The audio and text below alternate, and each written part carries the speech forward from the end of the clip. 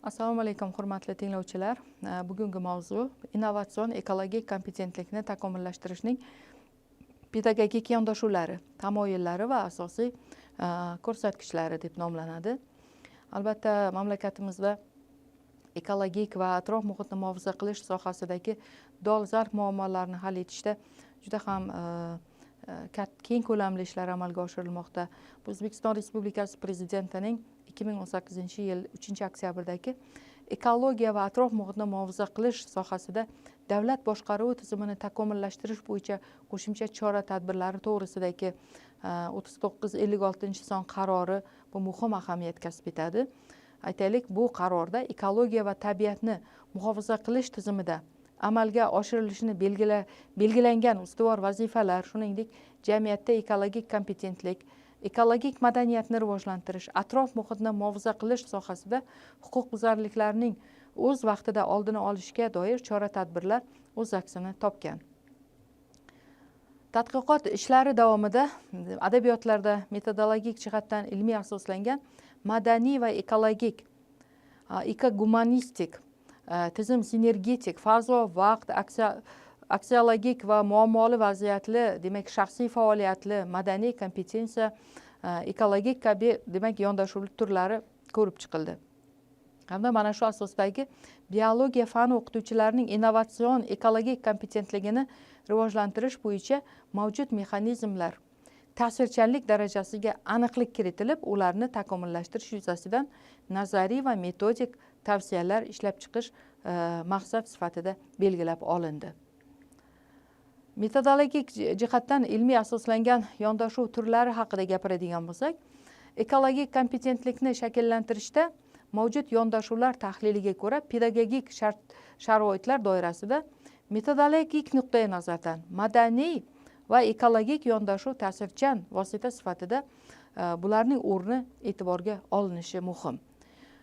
Mavjud ilmiy adabiyotlarda biologik bilimlar va ekogumanistik g'oyalarga asoslangan barqaror rivojlanish nazariyasi sintezini aks ettiradigan yondashuv bu ekogumanistik yondashuv sifatida tavsiflanadi. Ekologik bilishning inson inklyuziv modellaridan foydalanishi va talqin etadigan yondashuv bu tizim sinergetik yondashuv deb tavsiflanadi. Ekologik makonning uzluksizligi va diskretligini, unda insoniyat jamiyatining o'tmishi, bugun, kelajak viktorinadagi muammoni aks ettiradigan fazo vaqt yondashuvi ham o'ziga xos jihatlari bilan ajralib turadi. Innovatsion ekologik kompetentlikni takomillashtirishda demak yondashuvlarga tavsif berishimiz mumkin bo'ladi. Bunda aytaylik, madaniy va ekologik yondashuv, bu yerda ekogumanistik yondashuv, tizim sinergetik yondashuv, fazo vaqt yondashuv, aksiologik yondashuv, muammoli vaziyat, shaxsiy faoliyatli, madaniy kompetensiya va bioekologik yondashuvlar farq qiladi. Ekologik ta'limni tashkil etishning quyidagi tamoyillari mavjud. Birinchi aytaylik, bu ilmiylik tamoyili. Undan keyin qadriyatlilik tamoyili, me'yoriylik tamoyili va amaliylik tamoyillari albatta bu o'sha ekologik ta'limni tashkil etishdagi muhim tamoyillar hisoblanadi. Endi ilmiylik tamoyili bu ta'lim oluvchilarda innovatsion ekologik kompetentlikni tashkillashtirilishining ilmiy asoslangan, amalda sinab ko'rilgan, obyektiv borlig'ini to'g'ri va haqqoniy yorituvchi ishonch materiallarini o'zida aks ettiradi.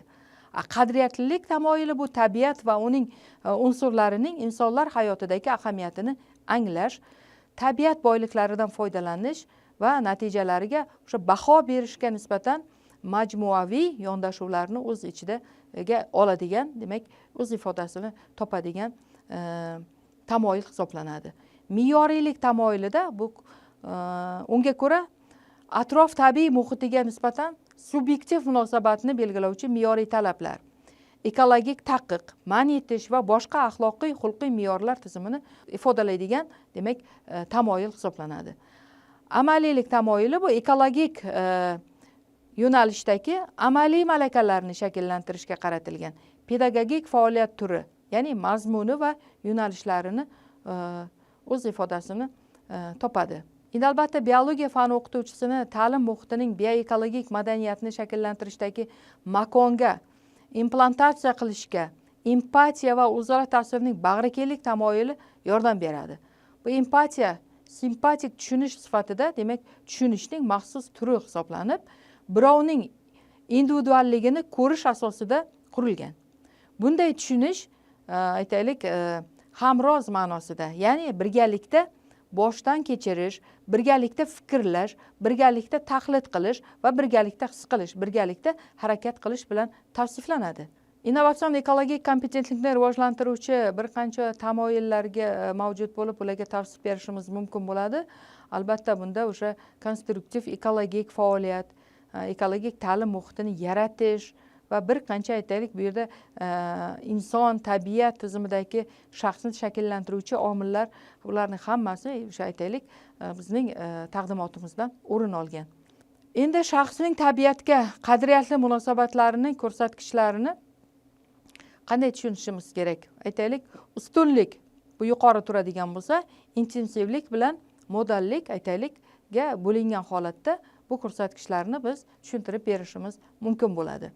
Ustunlik mezoni bu tabiiy obyektlar, jarayonlar, ekologik makon hodisalari bilan sodir bo'ladigan munosabatlar joyini tavsiflab, ushbu munosabatlarning ahamiyati darajasini belgilaydi.